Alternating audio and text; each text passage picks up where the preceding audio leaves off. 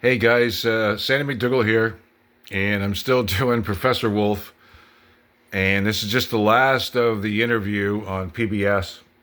If you think they might be right or left, God knows, whatever you think. Anyway, as far as I'm concerned, it's one of the ones I do trust, and I've listened to this guy on different interviews, and I've had him on here. So, having lived as long as he has, or close there, give or take. But growing up in the same atmosphere, right through to Donald Trump, it's kind of baby boomers. So, I'm on the end of them. But anyway, doesn't matter. That's my vein coming. Anyway, it's just the ending of what's happening, and I believe it is happening. And he said it's unfolding before us, and that's true, it is. From my point of view, I mean, and his, because we've watched it since the 70s. Anyway, he's a smarter man than me, and so we'll listen to him. Had, administered by the U.S., something called free trade or neoliberal or globalization. All of that is over now. The United States can't win anymore in that system, so it is reverting to economic nationalism. And that's a fundamental shift that throws the world. It was the accepted wisdom for 50 years, the last 50 years, not to do what Mr. Trump is doing now. If you want, you can think that everybody who thought that way for 50 years was wrong, and Mr. Trump, the genius, is correct.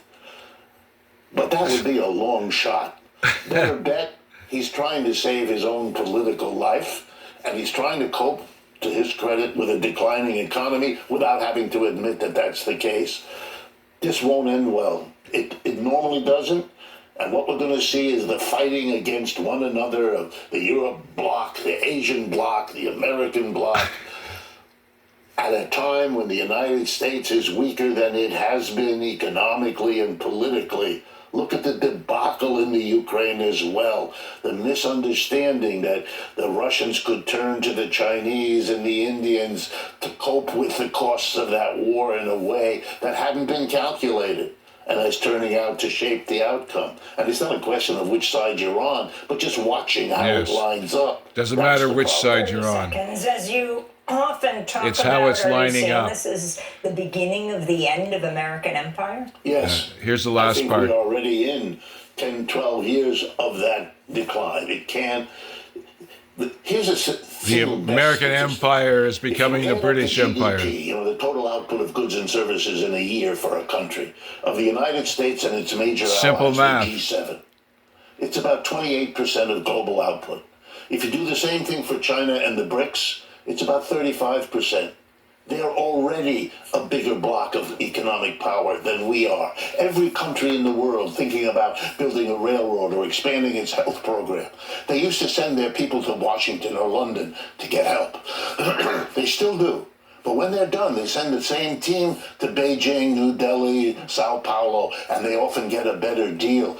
The world is changing. And the United States could cope. World is changing. As with alcoholism, you have to admit you Monopoly have a game is before on. You're in a position to solve it. We have a nation that does not yet want to face what this all adds up to. Okay. Have a good day.